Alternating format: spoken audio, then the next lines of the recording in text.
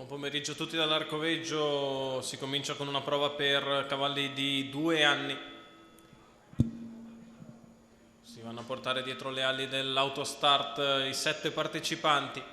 1 Diana Piz, Giorgio Cassani, 2 Deude Club, Alessandro Gocciadoro, 3 Dream, Luca Lovera, 4 Diva delle Badie, Emanuele Matteini, 5 dell'Alba Roberto Vecchione, 6 Jinx, Antonio Di Nardo che non vuol saperne di andare dietro la macchina, 7 di Luca Mo, Marcello Di Nicola.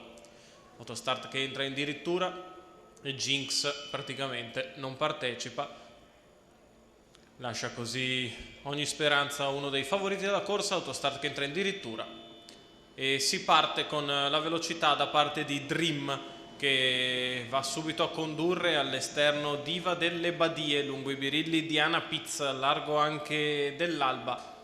Poi sbaglia Dude Club, che aveva palesato problemi anche un'ora fa. Passa a condurre Diva delle Badie nei confronti di Dream, poi Diana Piz in terza posizione a precedere sempre il 5 di dell'Alba, poi ancora di Luca Mo. Primi 200 metri in 14,8 con leader Diva delle Badie, che continua a guidare nei confronti di Dream.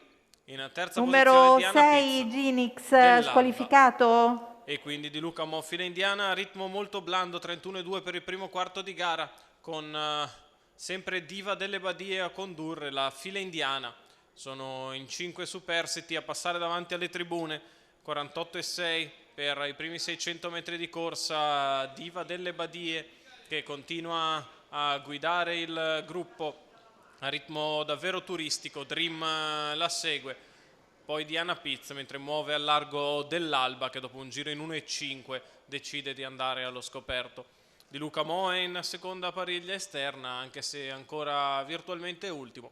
Iniziano la risalita, coloro che erano partiti in maniera più cauta, però il chilometro in 1,21,1 suggerisce una prossima accelerazione della testa.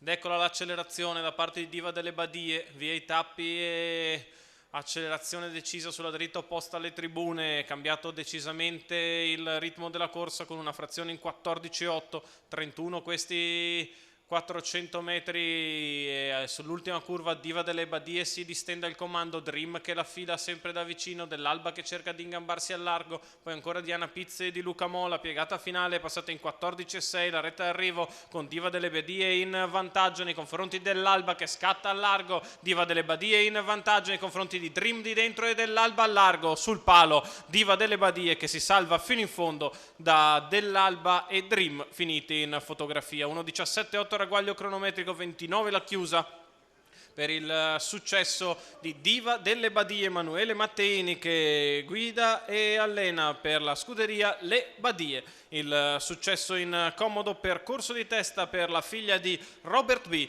che nel finale deve soffrire un filo il ritorno al largo di dell'Alba e di dentro di Dream, che costringeranno il giudice alla fotografia, anche se la prima impressione è che dell'Alba abbia preso il secondo avanti a Dream. 4-5-3 l'ordine d'arrivo molto probabile della prima dall'Arcoveggio.